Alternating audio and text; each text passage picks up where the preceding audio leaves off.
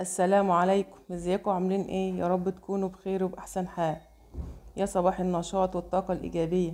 بإذن الله هعمل معاكم عيش المطاعم بتاع الفول والطعمية، وكمان عملت الطعمية البيتي طعمها حلو جدا. وهتشوفوا كمان طريقتي في تخزين ورق العنب اللي عمري ما بغيرها. نسمي الله ونصلي على الرسول. اللهم صل وسلم وبارك على محمد وعلى آله وأصحابه أجمعين.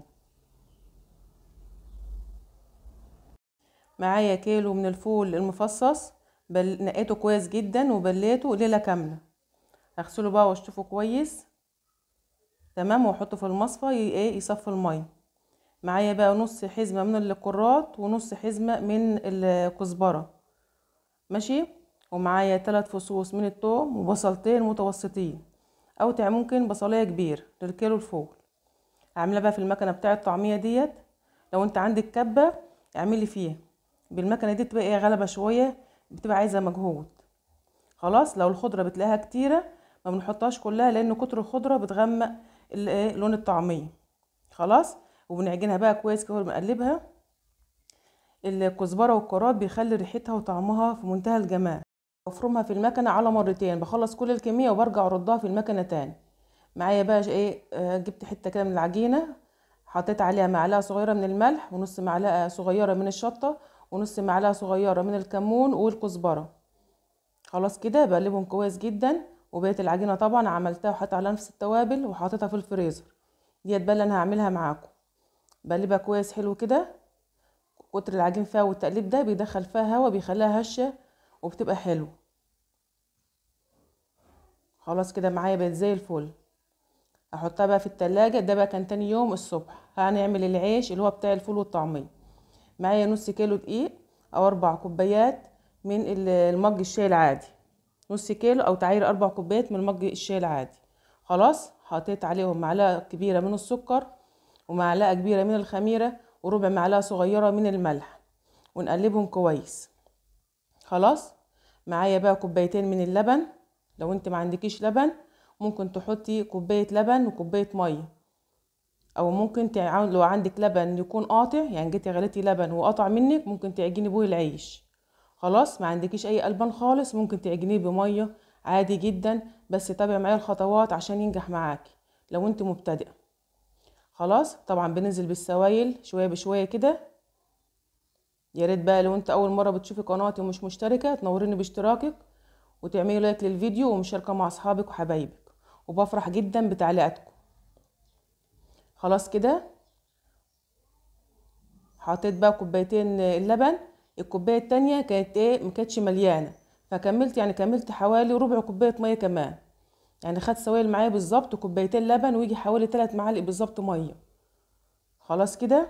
بس اهم حاجه بقى عشان ينجح معاكي لازم تعجنيه كويس جدا. انا خدت الطبق وحطيته في الارض كده وبايديا الاتنين عجن، يعني بصوا عجن بضمير. اهم حاجه نعجن العيش كويس. عجنته بايديا الاتنين كويس جدا، مش اقل من 10 دقايق. طبعا لو انت عندك عجان هتعملي بيه، وطبعا هيريحك من المجهود ده كله. خلاص، شايفين العجينه بقت ما شاء الله، بقت ملمسها ناعم. اغطيها بقى وبعدين نسيبها في مكان دافي تخمر. خلاص كده بقت معايا زي الفل.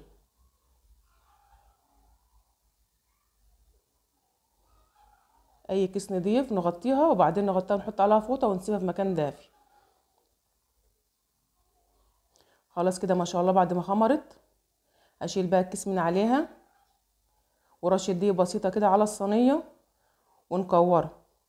وعايزين على قد ما نقدر نخلي ملمس قطعة العجين يكون ناعم عشان ده يبقى وش الرغيف من فوق. خلاص كده. النص كيلو دقيق عملته قطعته 20 رغيف. ده حسب لما انت عايزة حجم الرغيف. انا قطعته 20 رغيف. حجم الرغيف قد ايه او حجم قطع الكورة قد ايه بتاع العجين قد البيضة بالظبط، ما تكبريش عن كده. لو انت عايزاه زي بتاع الفول والطعمية بالظبط زي اللي بنجيبه من بره، حتة العجين كده تبقى قد البيضة بالظبط، ما تكبريش عن كده. خلاص، ال4 كوبايات دي او نص كيلو عملتهم 20 رغيف. خلاص كده معايا زي الفل. اهم حاجة بعد ما نكورها بقى لازم نغطيها ونسيبها ترتاح 10 دقايق.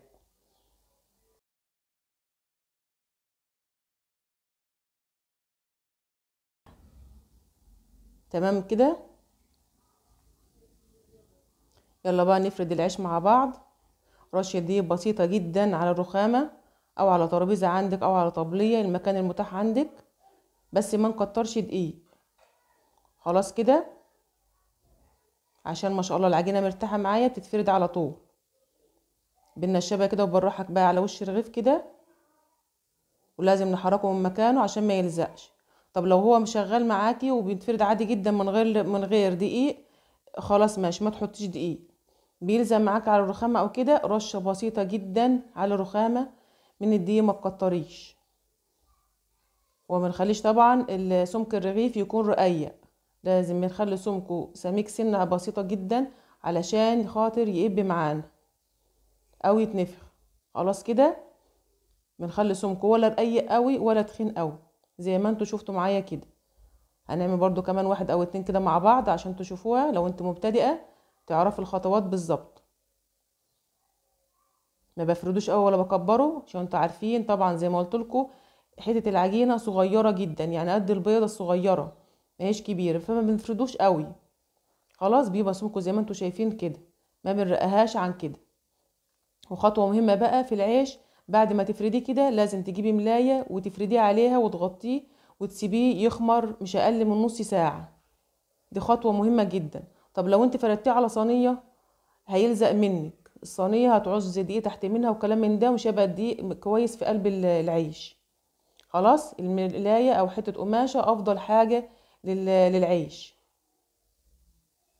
مش هيخليك انت تحطي دقيق تحت منه وفي نفس الوقت مش هيلزق. خلاص كده، دي بتبقى ملايه حاططها على الترابيزه او تحطيها على السيره او اي مكان برضو زي ما انت عاوزه. ولازم نغطيها ومش اقل من نص ساعه، ولازم نسيبه يخمر عشان يقب معانا. خلاص كده زي ما انتوا شايفين. نيجي بقى للتسويه. في طاسه على البوتاجاز على درجه حراره تكون اعلى من المتوسط، ما تكونش عاليه قوي ولا تكون هاديه. تمام كده. تسويه البوتاجاز سبحان الله بتخلي العيش يعني خلاف الفرن خالص. طبعا لو انت عايز تسويه في الفرن عادي جدا، انا كملت بقيه العيش في الفرن عشان ايه انجز في الوقت. اما التسويه في الطاسه بتبقى جميله جدا وبتخلي الرغيف طري. خلاص، وما تكونش درجه الحراره تكون هاديه، تكون اعلى من المتوسط. وبنصبر عليه كده، بنقلبه كم مره، يعني ممكن تقلبي الرغيف مرتين ثلاثه كده عشان يقب معانا وبيتنفخ. شايفين التسويه بتاعته ما شاء الله حلوه جدا، وطعمه بقى وريحته خطيره. يا ريت بقى لو انت مكمله معايا الفيديو ما تنسيش تعملي لايك.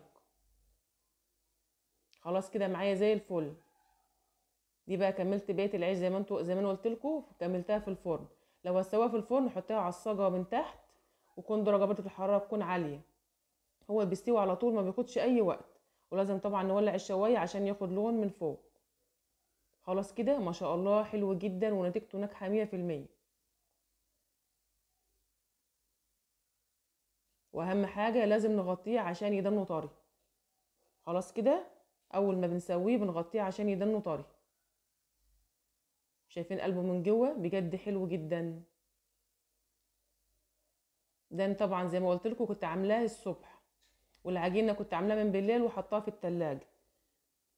نجهز بقى الفطار للعيال، عشان بجد ان في اليوم ده جوعتهم. فطروا كانت حوالي الساعه 12 ونص الظهر. عملت بقى شويه بطاطس كده، ونعمل طبعا العجينه اللي عملناها مع بعض. حطيت عليها بيضايه، او لو انت مش عايز تحطي بيض عادي خالص. عملت عليها بيضايه. العجينه بجد ممتازه وريحتها جميله جدا. لو انت عندك المكنه اللي انا عملت بيها دي تعملي بها. وبنعملها بنفرمها على مرتين عشان تبقى ناعمه. خلاص، لو ما عندكيش المكنه بتاع عندك كبه بتعملي بها. ما شاء الله شايفين الطعميه لونها حلو قوي. دي طبعا طعميه كبيره اكبر من اللي نجيبها كمان من بره. البيضه بتخليها ايه تنفش وتبقى حلو. ونسيت اقول لكم بحط على العجينه ذره بسيطه خالص من الكربونه او بيكربونات الصوديوم، يعني حوالي ربع معلقه صغيره كده. جيت بقى عشان اجهز لهم الفطار بقى واعمل لهم السندوتشات. جبت بقى طبق فيه طماطم كده وخياره وفلفل حامي حار مع الطعميه. بجد السندوتش بجد يعني شوفوا بقى لو جبتوه من بره ده يتكلف له كام. وطبعا عاملين حاجه في البيت وضامنين نظافتها. وحلوه جدا واوفر طبعا ما بنشتري الحاجه دي من بره. وطبعا ولادنا بيحبوا الحاجات ديت اللي بتتعمل في البيت، خلاف ايه بتبقى يعني ايه بيحسوا بطعم الايه الحاجه اللي بيشتروها من بره. طبعا كان ولادي، وكانت بنت اخويا وبنت اخت جوزي كانوا مع ولادي يعني، فايه عملت لهم الفطار. معايا بقى شويه ورق حلوين كده، ورق عنب بناتي، ورقه ناعمه وجميله جدا. طبعا ده بعد ما خلصت بقى افطار ونضفت المطبخ وكده وخلصت اللي ورايا، قلت بقى اقعد انضفه وبعدين ايه نسويه مع بعض كده. اي ورقه كبيره، الورقه الكبيره بقسمها، بنشيل بقى العنقود بتاعها كده وننضفه. بصراحه الورق ده مش انا اللي شارياه، فقعد يومين على ما وصلني، قعد يومين على ما جالي البيت وكده. فاللي مركون في الارض جنبي ده ديت الورقه، كام ورقه كده لقيتهم متحروقين في قلب الورق، عشان كان بالهم قعدوا يومين على ما جولي. فكان ايه لقيت فيه كام ورقه كده محروقين، زي ما يكون محروقين كده من الزهد او كده، فشيلته. وبعد كده بشيل بقى العنقود زي ما انتم شايفين وبسويه. ورق عنب بناتي بجد ريحته حلوه قوي.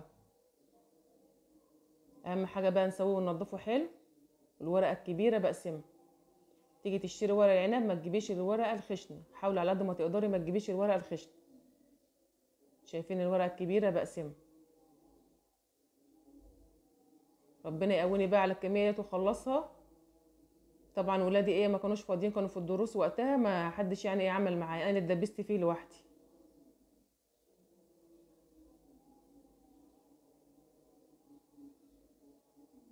خلاص كده نضفته وبقى معايا تمام. شايفين ما شاء الله الكميه حلوه. نضفته وساته زي ما انتم شايفين كده. الورقه بجد ما شاء الله ناعمه ناعمه جدا وحلوه قوي. وده كل اللي طلع منه. نضفته وخليته زي الفل، اللي هو الورق بتاع اللي قدامي ده، وطبعا ده اللي طلع منه. نيجي بقى نفرزه. بجيب استرتش راب وتحط شويه كده زي ما انت عاوزه، كتير او شويه عادي زي ما انت عاوزه. وبعدين بنلفه ونقفله كويس قوي، بيبقى عامل زي السندوتش كده. اهم حاجه بنقفله كويس عشان ما فيش اي هوا يخش فيه. دي بقى ولا تقولي برطمانات ولا محلول ولا اي حاجه، دي افضل طريقه تخزني بيها ورق العنب، يدن والله اكتر من سنه. وتطلعيه بطريقه عاديه خالص يفك من التلج، وبعد كده تسلقيه بطريقه زي ما انت عاوزه، زي ما تسلقيه بالطريقه العاديه جدا. خلاص. بجد الطريقه دي افضل طريقه لحفظ ورق العنب. ولا تغسليه ولا تبليه ولا اي حاجه ولا تسلقيه، زي ما هو كده بتلفيه في الاسترتش. طبعا بنقفل عليه كويس علشان لو دخلوا هوا، الهوا ده طبعا ما بتحط في الفريزر بيعمل تلج، مش هيبقى حلو.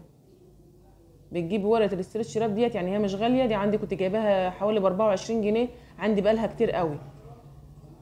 طبعا لها استعمالات كتير في المطبخ وايه يعني ما بتخسرش. بتجيبي بقى كميه الورق عنب بتنضفيها زي ما شفت معايا، وبعد كده بتخزنها بالطريقه ديت. بجد طريقه ممتازه. وبعدين بقى خلصتهم، وبعدين احطهم في الفريزر.